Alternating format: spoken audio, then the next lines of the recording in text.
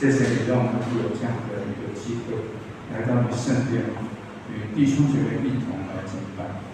愿圣灵带领我们众弟兄姐妹，借着诗歌的赞美，来到你施恩宝座前，蒙恩惠福的怜悯，求主带领我们。祷告感谢奉耶稣圣名祈求，阿门。弟兄姐妹，大家平安。哈利路亚！神在我们的生命中都有一个梦想。梦想在主必然实现，这是神美好的主意。好，我们请站立起来，用梦想的时候，这首歌一起来赞美我们的神。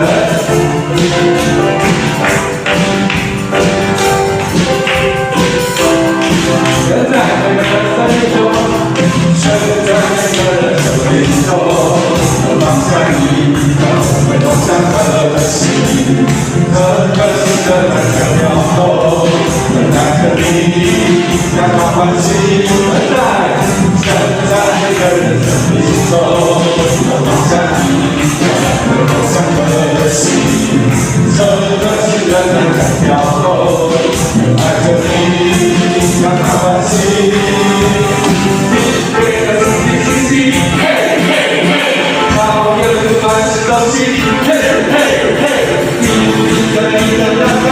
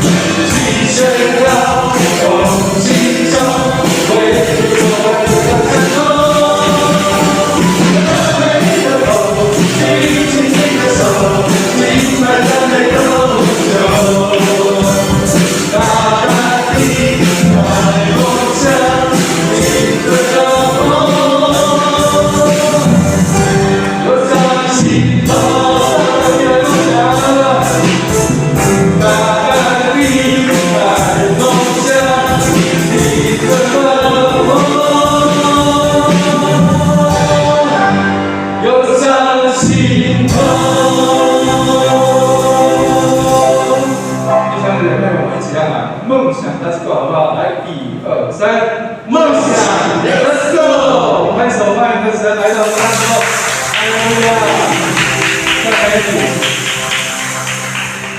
是的，弟兄姐妹，其实神就在我们当中，其实他一直在这里，他无时无刻，无论在何处，他都在。你在哪里，神已经在那里，他早已预备了来迎接我们。这是何等美好一个礼物！神给我们的生命是那么的丰盛，所以好不好？我们回应我们的神。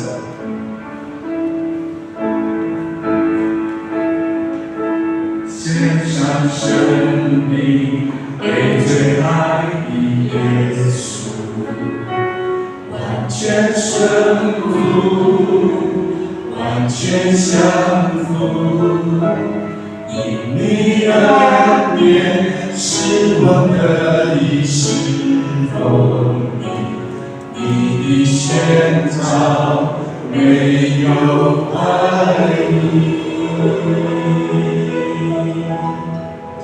我的生命献给你，为这世家的罪名，愿你的荣耀。现在我生命，我的心不要忘记，你如何为我舍命。耶稣，我爱你，喜乐跟随你。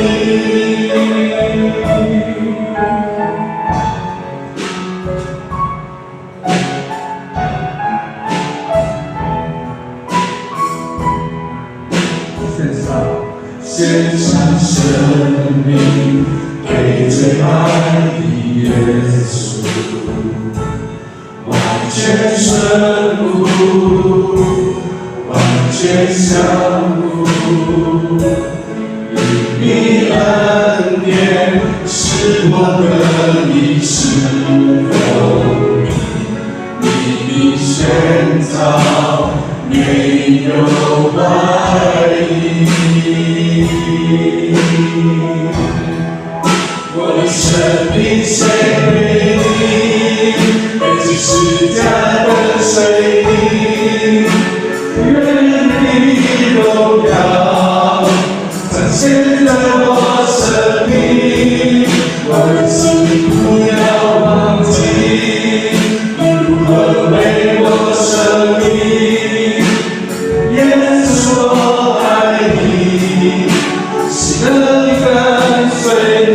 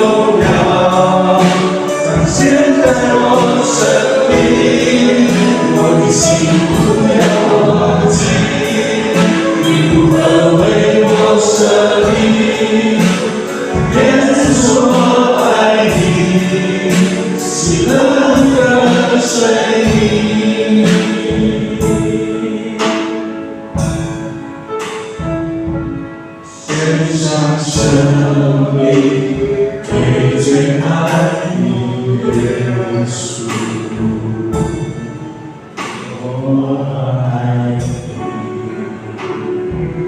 我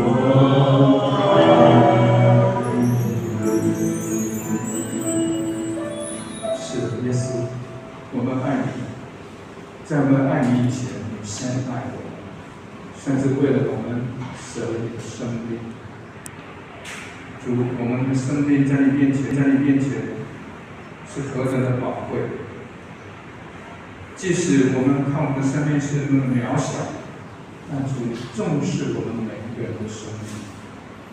主，你重视我们每一个人在生命里面所拥有的能力，因为那是在我们出生之前，在我们在母胎里面，你已经命定所赏赐给我们的能力。但这能力在因着我们的信心不足够而无法展开来。祈求圣灵打开我们的心，祈求主来引导我们，让我们真的愿意把我们的生命完全的献上，使你在命定给我们的能力可以完全的展开，如鹰展翅上腾。求主帮助我们，愿意背起你给我们的十字架，其实那是你命定给我们的使命。让我们看见，不是只有我们的自己的需要，也不是只有自己教会里的需要，更是其他众教会的需要。让我们更清楚的知道主你的心意，让我们愿意把全然的自我献上给你，因着教会的需要，因着弟兄姐妹的需要，因着这个社区的需要，因着众教会的需要，求主帮助我们，靠着你更有更大的信心，将你所赐给我们的能力完全的展开给主使用。求主带领我们今天上午的敬拜，祷告感谢靠耶稣基督得胜圣名祈求，阿门。接下来我们要来奉献几个视线的知识来带领我们。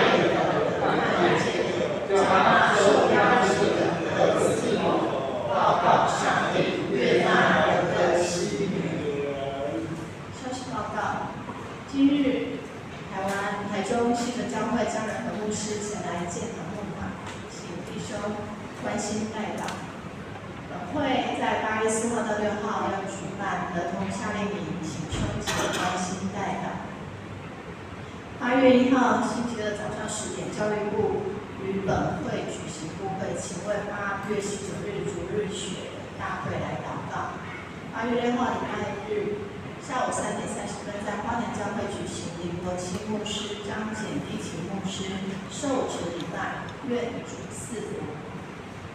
9月2号星期六早上8点，在彰基国际培训中心举行彰化县祈祷早餐会，请兄姐一起祷告，恳求圣灵带领彰化恩典彰显，荣耀无限。恭喜胡廷恩牧师和胡一慧姐妹将在9月30星期六的早上10点，在淡水真理大学举行结婚礼拜，如欲前往观礼，请向地方姐妹报名。请为身体欠安的肢体代祷，弟兄陶维国、何俊元、蔡锦堂、施文坤、张安利、刘立峰、廖胜杰、郑英国。姐妹康曼丽、夏丽玉、谢金满、林美华、梁桂花、谢淑贤、王小桃、张淑珍、李世彩儿、茉莉牧师。我们一起来读今天的经文，记载在约珥书2章28到29节。以后我要将我的灵浇灌凡有血气的人，你们的儿女要说预言，你们的老人要做异梦，少年人要见异象。在那些日子，我要将我的灵浇灌我的仆人和使女。喜气的教会将牧师正道。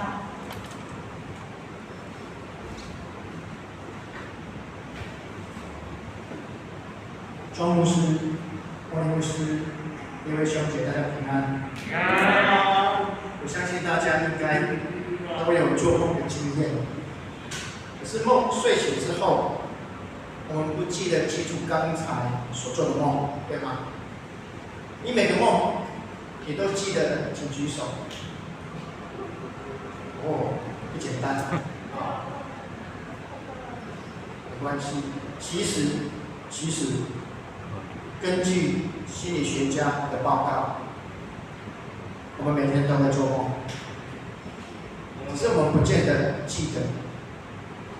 所以说，睡归睡，别做梦。这句话奉劝我们做人要安分守己，千万别妄想做白日梦。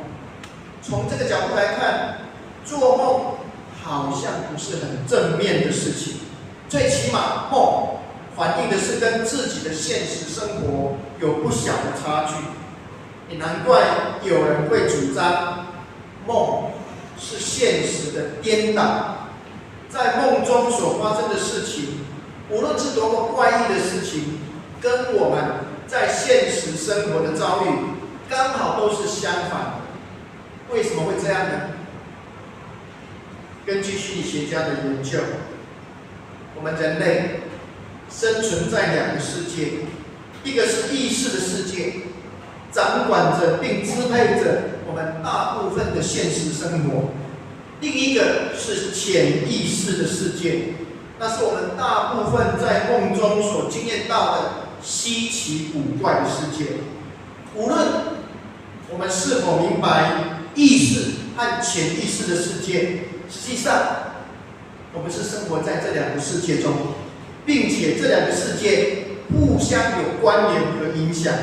简单来说，为了生存的需要和为了适应社会生活的规范，我们会把现实世界中不被允许出现的想法、感觉或愿望排除在自己的意识状态之外，因而这些不被自我接纳的禁忌思想、情感或意愿，最终很可能就被驱赶到潜意识的世界。我举个例子来说好了，我们在我们的社会当中有一些伦理规范，我们是不允许被碰触的。比方说什么？比方说师生恋，可以吗？最近的新闻，昨天新闻有看到吗？性别平等法刚刚通过，教育部规定，未成年者一律不准师生恋。老师说，我对这个法律非常有意见。为什么知道吗？因为颠倒过来想，那么是不是成年的人就可以师生恋？是这样吗？可以吗？问题是我们在生活，你对某个人，在现实生活中，你对某个人有感觉，会小鹿乱撞，这种东西是你能够控制的吗？你不一定能够控制某个对象吸引你，也许那个对象是老师。当你在做学生的时候，你可能对老师有莫名其妙的好感，每次一看到他就小鹿乱撞。可是我们知道，我们当学生的时候，我们不应该喜欢老师，我们也不应该跟老师谈恋爱。可是这种感觉在我们的心里面一直作怪，怎么办？我们不能够说出来，我们不能告诉人家，怎么办？这些愿望、这些感觉就会怎么样？被赶到潜意识的世界去。可是压抑在潜意识世界中，那一些原本不被现实生活所接纳的心思意念，如果没有适当的出口加以宣泄，久而久之也会造成个人心理上的负担和压力。状况较轻者，多少会影响一个人日常生活的作息；状况较严重者，很可能演变成精神疾病，例如思觉失调症。知道这个病吗？这个病以前叫做什么？知道吗？精神分裂症。现在我们不能够再叫精神分裂症，我们把它称为思觉失调症，或者忧郁症，这是比较严重的精神疾病。所以如何排解潜意识世界中那一些内心的秘密，不让自我意识的世界所察觉或主导，因而保持身心的平衡，这对我们个人的健康，无论是肉体健康、心理健康都非常重要。这就是为何我们会做梦的潜在因素。简单来说，梦就是潜意识世界宣泄压力或秘密的出口。在梦中所出现的人事物，其实都跟我们过去或现在的生活经验有关。可是为了避免这一些内心的秘密被自我意识发掘，所以大部分在梦境中所出现的内容都有经过特别的改装。为什么呢？目的就是为了要躲过我们自我意识的检查。也难怪大家都说梦的世界是现实生活的相反。但是梦作为潜意识世界宣泄的出口，它不仅是现实生活经验的颠倒而已。在圣经中，梦和意象也是上帝对人的启示非常重要的两个媒介。先知约珥在今日的经文中宣告，每一个人无论男女老幼，在上帝的灵充满之下，都将拥有先知的恩赐，说预言，也要做梦，并且看见异象。究竟先知约珥要我们做什么梦呢？是不是我们晚上睡觉的时候所做的那种梦，还是我们对自己人生的期许所怀抱的梦想，或者以上两者都是？在还没回答这个问题以前，我们先来听听一个日本的民间故事，一个有关买梦的故事。请问有没有人听过买梦的故事？真的有人据说很久很久以前，有两个朋友一起上山去砍柴。到了中午，他们吃完便当后，这两个朋友就躺下来睡午觉。午觉醒来之后，其中一位对他的朋友说：“哇，刚刚睡得好饱，而且做了一个好梦。他的朋友就问他说：“你做了什么梦？”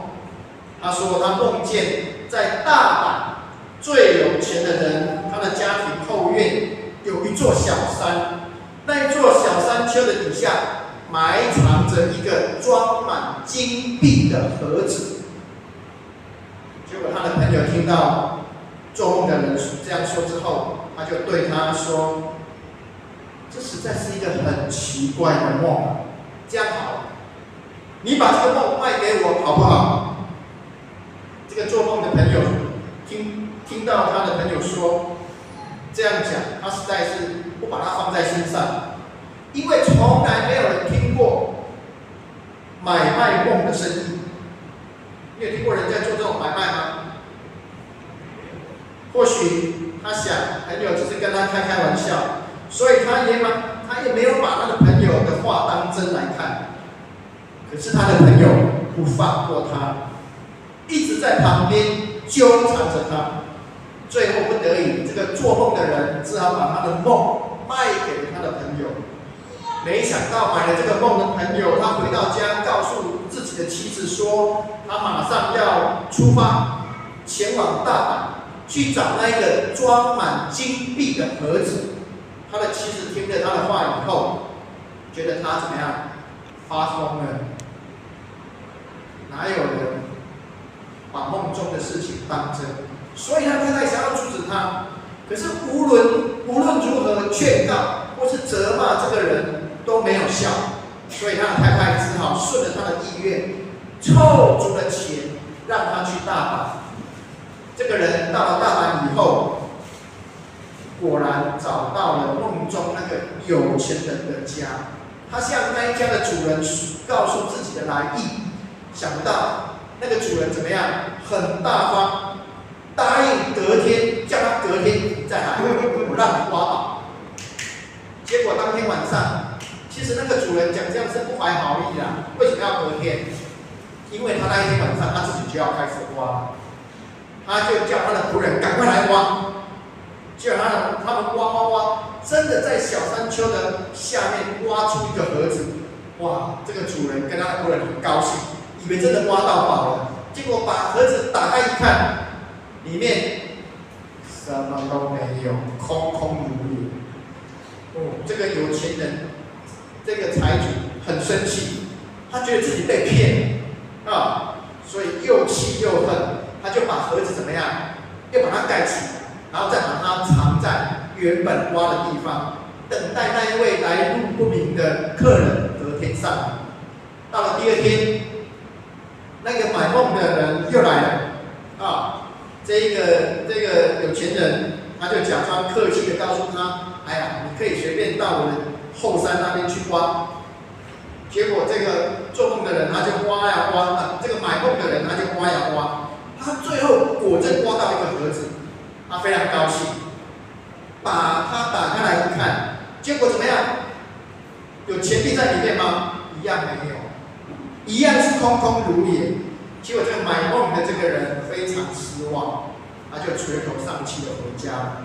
没想到他一进家门，他的妻子告诉他，昨天有一个金币不知从哪里飞进来我们的家里面，接着又有许多金币，一个接着一个飞个不停，直到我们家整个家都装满了金币。那个人听了目瞪口呆，他不敢相信自己的眼睛，果真看到满屋子都是金币。原来这些金币都是从哪里来的？这些金币都是从大阪那位有钱人家后院地下的那个盒子飞过来的。因为他买了朋友的梦，结果不但没有白费，反而发了大财。亲爱的姐妹弟兄，你们说真有这样的事吗？可能吗？在梦中出现的事情，果然也会发生在现实生活中吗？会吗？坦白说，这是一个荒唐的梦，但现实生活中，有时候比故事或我们的现实生活，有时候比故事、比做梦还要荒唐。日本人被称为经济动物，有这样的发财故事，这样子发财的梦，一点都不稀奇。其实我们台湾人也好不到哪边去。听说最近威力彩连开41期，没有人中头奖，那是某一年啊，2年前有一年，大概8月的时候，大概也是在这时候，威力彩连开41期，没有人中头奖，结果整个台湾岛的人全部都疯狂41期，而累积出来的那个大奖是很多钱，不少人就集资包牌下注，为了中大奖，许多人跑去土地公庙拜拜，顺便看香灰、猜名牌，连蒙阿公马嘎去啊，连那个什么墓地都敢去，去墓地干嘛？他们希望鬼来托梦，让他们发大财啊！所以台湾人为了威力彩要中头奖，为了发大财，不少人简直快疯了。那么请问，到底哪一个比较荒唐？是买梦的故事比较荒唐，还是现实世界中人人想发财、想疯了比较荒唐？在我们今天的经文中，先知约珥强调，当上帝的灵倾注在每个人的时候，老年人要做异梦。为什么经文说只有叫老年人做梦，而没有叫年轻人做梦？年轻人会不会做梦？也会啊。那为什么先知约珥只有叫老年人做梦？既然上帝已经把他的灵充满在每个人的身上，那么应该不分男女老幼，大家都要做梦才对啊。有句话说，夜长怎么样？梦多了啊。意思是夜晚睡眠的时间长，做梦也比较多。反之，睡眠短，做梦也会比较少。那么老年人与年轻人比较起来，谁做的梦比较多？谁？老年人。你做梦比较多，你还很年轻，没有错啊。年轻人比较会做梦，为什么？因为年轻人睡的时间比年老的人还要长嘛，所以他们有比较多的时间可以做梦啊。这样的人生经验，我相信古时候的先知约珥一定也知道，所以他特别鼓励老年人要做梦。如果连老年人在上帝的灵充满之下也开始做梦，那更何况是年轻人？这应该才是先知约珥的意思。他要我们每一个人都做梦，不管你是老年人或年轻人。问题是，先知约珥要我们做什么梦？发大财的梦吗？他要我们做这样的梦吗？当然不是。那么在上帝的灵充满之下，究竟我们应该做怎样的梦？根据圣经学者的研究，先知约珥是生活在公元前第5或是第4世纪时代的犹太人。那时波斯帝国已经打败了巴比伦的大军，成为当代的霸主，统治了万国万民，包含流亡在巴比伦的犹太民族。先知约珥就是在那样的时代，鼓励流亡的犹太人要做梦，因为梦是上帝对耶路撒冷境内和境外的犹太人传递信息的主要管道。梦也是上帝启示他的子民非常重要的媒介。这个梦是有关犹太民族未来的出路，起于你现实世界变化莫测的国际局势。换句话说，先知约珥从波斯帝国的兴起，取代了巴比伦王国的变局中，他看到了犹太民族回归故乡，重返圣地，跟上帝重建关系的远景还有梦想。所以他把潜藏在每个犹太人心中的渴望，就是从流亡之地返回故乡耶路撒冷的大梦说出来，盼望这样的美梦不久之后终将实现。当然，先知的梦想，这是一个大胆的梦想，在被掳之地，在身不由己的外族统治之下，做这样的梦是需要勇气的。古往今来，就是因为不断有人做这样的梦，自由的梦，解放的梦，从流泪流浪之地重返故乡乐园的梦，就是有人不断的做这样的梦，我们才能突破强权恶势力的枷锁与捆绑，实现上帝创造人类生命的美好目的。身为一个基督徒，或许我们想问：耶稣会不会做梦呢？耶稣会做梦吗？圣经有告诉我们吗？圣经没有直接写到耶稣做梦的故事，圣经也没有提到耶稣究竟会不会做梦。可是我们要问，耶稣对自己的人生有怎样的梦想，还有意向？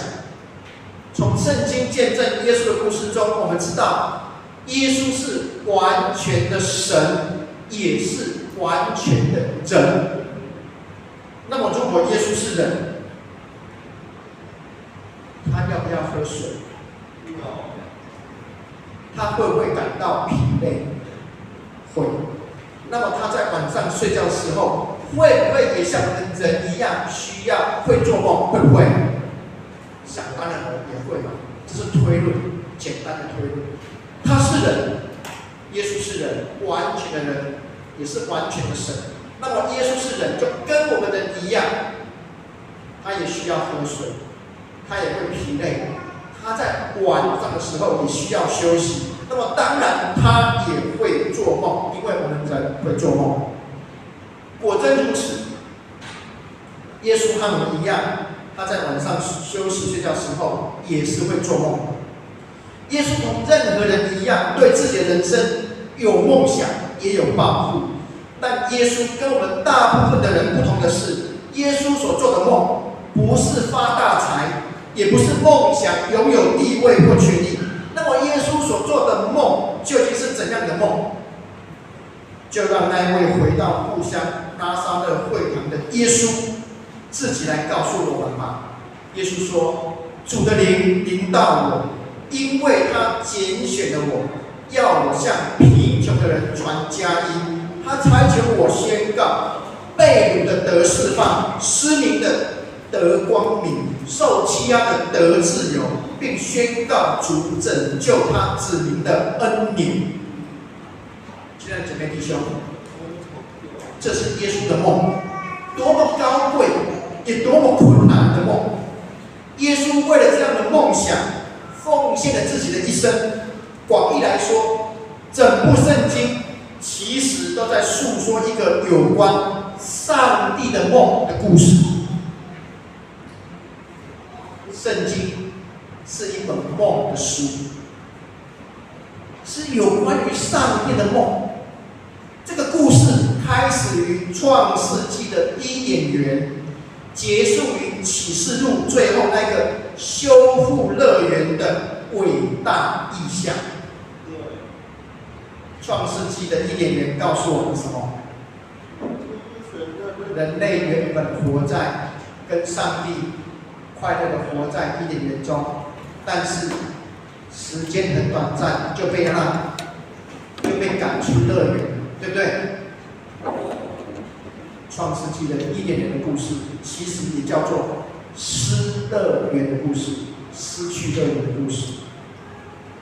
圣经最后一本书《启示录》告诉我们的是怎么样重返乐园的故事，回到跟上帝同在的故事。所以《启示录》有一句话说：“上帝的新天新地将要降临。”不再有眼泪，不再有哀伤，因为上帝的家在哪里？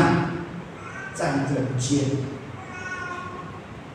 这是整本圣经的故事，66卷，用简单的一句话告诉我们：我们活在伊甸园的东方，我们现在活在伊甸园的东方。这是一个比喻的说法，表示我们离开原本的那个理想的乐园很远，到最后启示录告诉我们是重返乐园，跟上帝建立亲密的关系。可是上帝的梦不是全部圣经的故事，因为圣经也包含着一些由人类历史所衍生出来的噩梦。换句话说，圣经故事诉说上帝的梦，同时也记录了人类拒绝这样的梦。那么我们要问，上帝的梦是什么呢？圣经里的先知书告诉我们，上帝的梦是一个充满公义与和平世界的社会政治理想。在这样的世界中，人类彼此不会遭受损伤或杀害，人类也不会彼此欺压或剥削，如同先知弥迦所说的，上主要解决民族间的纠纷，排解列强的争端。他们要把刀剑铸成犁桶，把枪矛打成镰刀。国际间不再有战争，也不再整军备战，人人都要在自己的葡萄园中，在无花果树下享受太平，没有人会使他们恐惧。总之，上帝的梦是一个享乐的景象。什么是享乐？享乐是希伯来语，也就是一般信徒在问候的时候所说的平安。可是圣经中的享乐不只是没有战争的那一种平安或和平，享乐意味着一种完整的幸福，包含从受欺压、忧虑和恐惧的负面情况中得到释放的自由，以及处身于健康、丰盛与安全的正面环境中。因此，享乐包含着一种社会愿景，梦想一个人人得到幸福、公义与和平的世界。这是上帝对我们生活在今日世界的梦想。但是在我们的人生梦想中，我们有没有存在着这样的世界和上帝的梦？我们有吗？愿上帝帮助我们，我们一起同心来祷告。亲爱的上帝，谢谢你赐给我们有美好的梦，谢谢你将这样的梦想放在我们人生当中，让我们不以现实世界中的残酷、欺骗而感到绝望，让我们怀抱着有一天上主你掌权，这样的社会充满着和平、理想，人人都能够享受着上帝给我们的享乐和平，不再有国跟国之间的战争，不再有人跟人之间彼此的冲突紧张。我们每个人都是你所爱的儿女，愿你帮助我们跟随耶稣的脚步，宣扬这样的福音，就是人与人、人与上帝和好的福音。让我们用这样子来建造你的家。祷告奉主耶稣的名求，阿们。亲爱的姐妹弟兄，请让我用几分钟来介绍信徒教会的建堂事工。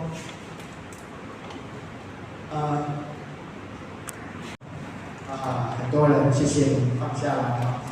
但是信徒教会，我保证你找不到，为什么你知道吗？因为它是在夜市里面的一条巷子进去，你找不到它，很难找。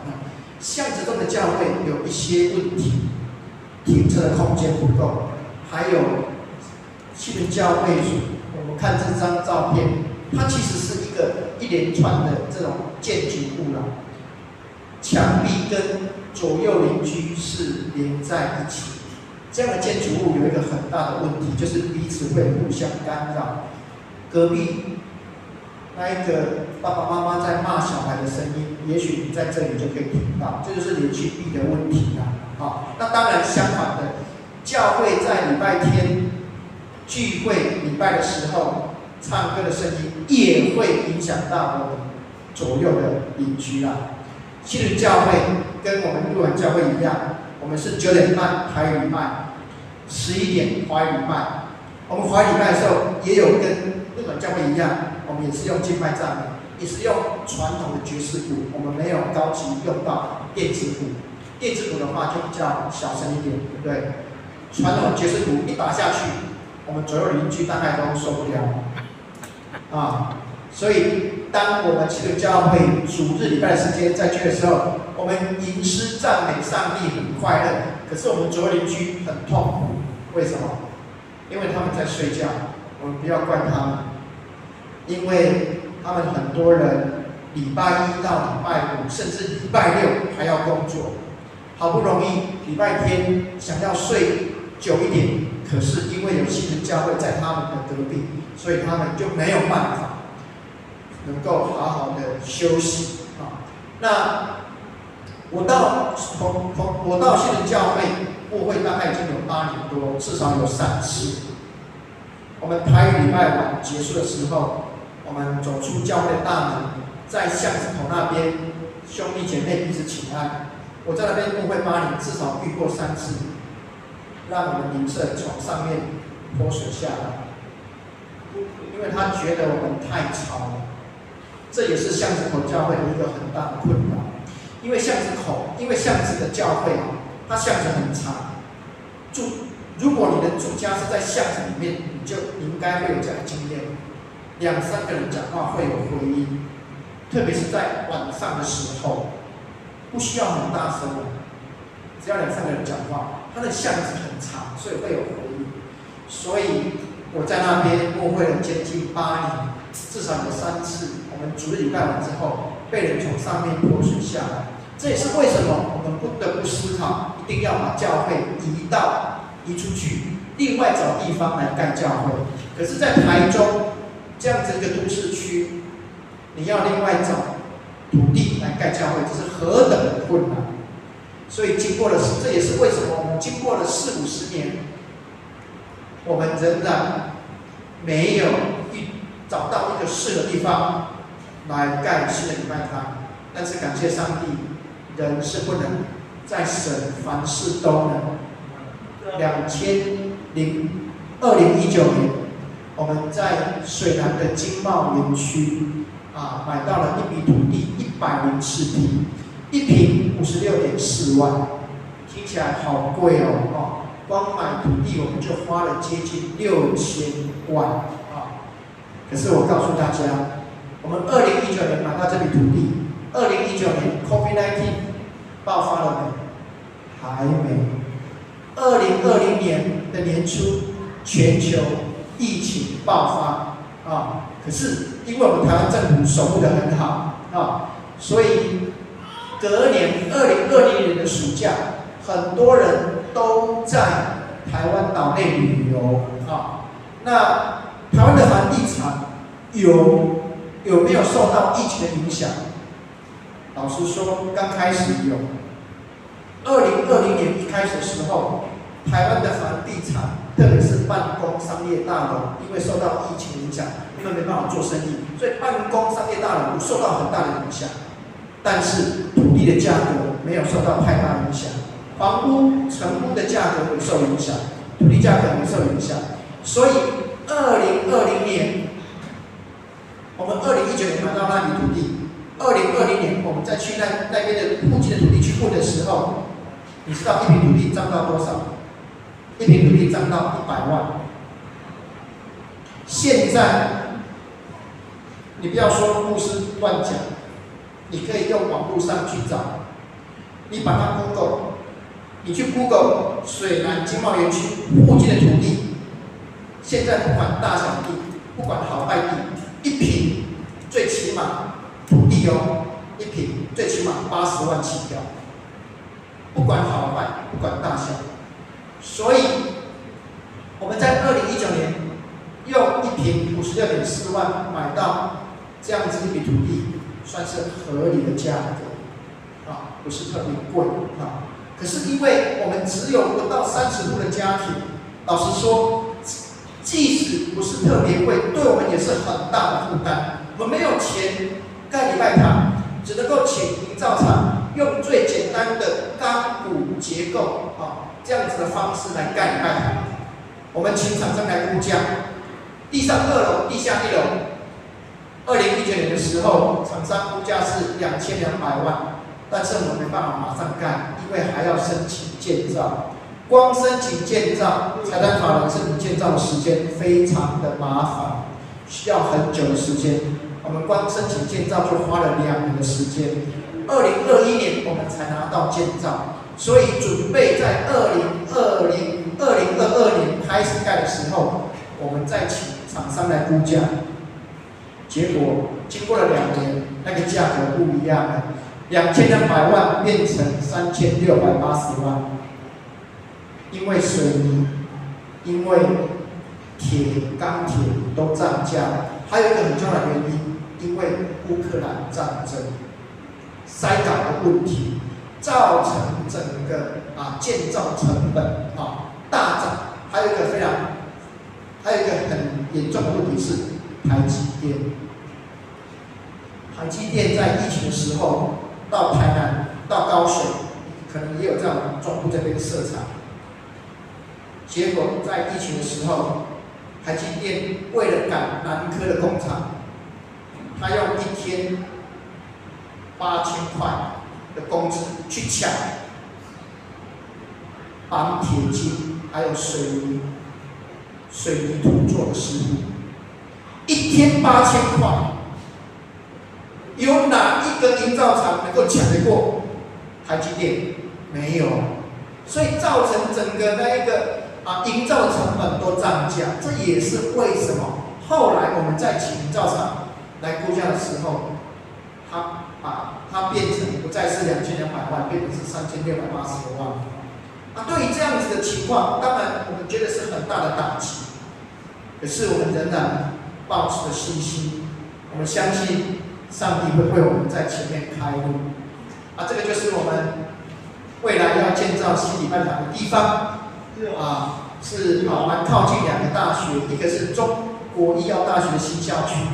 如果你经过水南经贸园区，你会看到有一个建筑物，它上面好像有一个眼睛，那个就是中国医药大学的新的校区。再来就是丰甲大学新校区，也是非常靠近我们新礼拜堂要建造的地方。我们之所以选那个地方，没有选其他比较便宜的土地来盖礼拜堂，是因为我们希望能够继续从事学生传福音的这样的使命的工作。我们认为当初开拓西伦教会，就是为了把福音跟校园的大学生、教职员一起分享，所以我们希望新的礼拜堂建造起来后，也不要离开这个起初的使命太远。那这个是我们未来新建造礼拜堂的模型。地上2楼，地下1楼，我们把主礼拜堂放在地下1楼。这是我们去年1月初过年前，我们在新礼拜堂的土地动土开工的感恩礼拜。这是去年4月的时候打地基的时候建造的情况，这是从上面拍下来的空拍图的情况。这是今年3月这个地下1楼的地基都已经做好了，我们开始往上面施作。这是另外一个那简单报告到这里希望鹿港教会的整个弟兄能跟我们一起同工来建造上帝的家为我们祷告。那如果你可以，也为我们奉献，谢谢各位。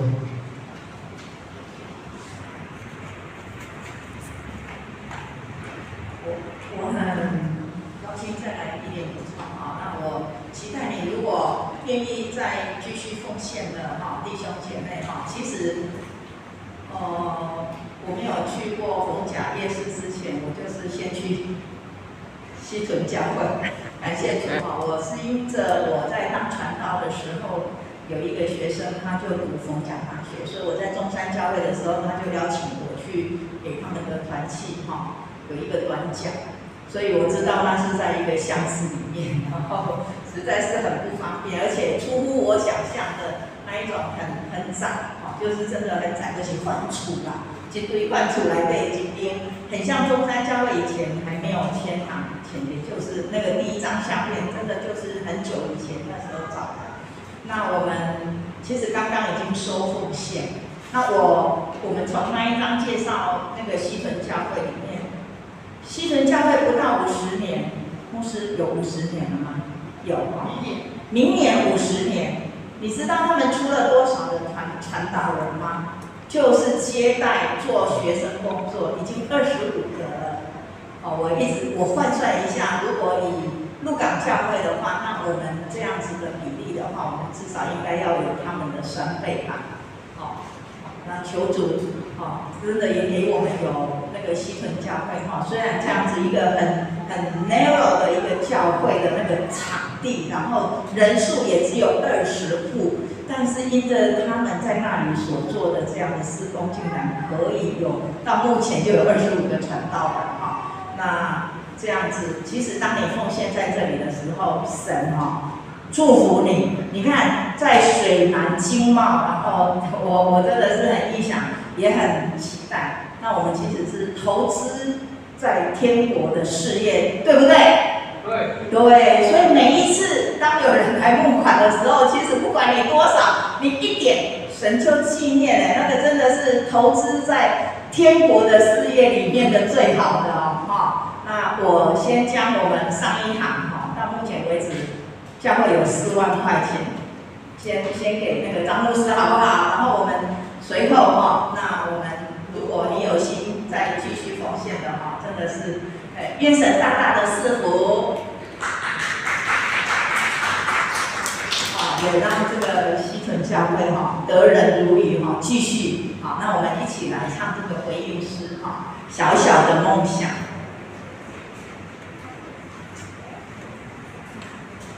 哈利路亚！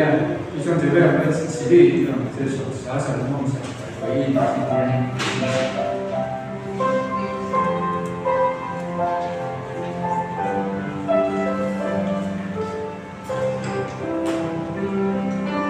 蓝天是白云最美丽梦想，大地是小草成长的地方。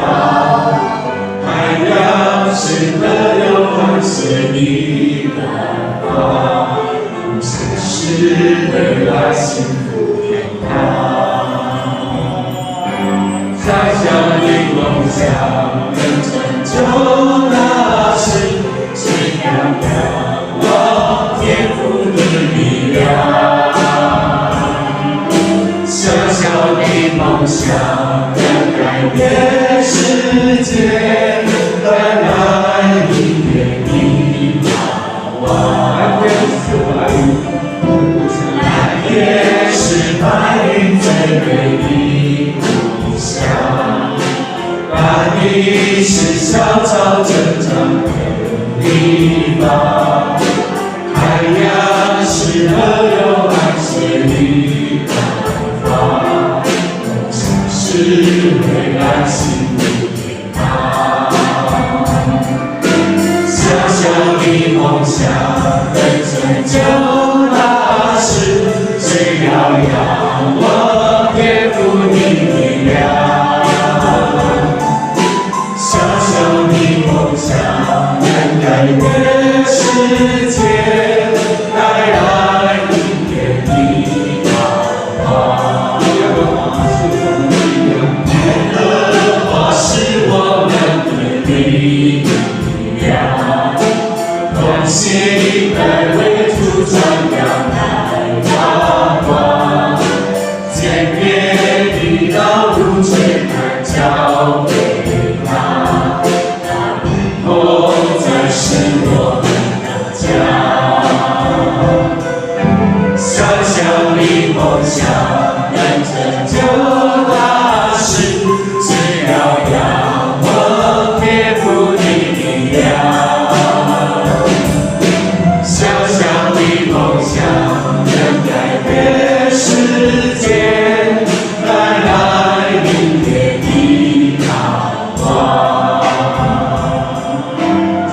小的梦想能成就大事，只要仰望天父的力量。小小的梦想能改变世界。带来明天的盼望。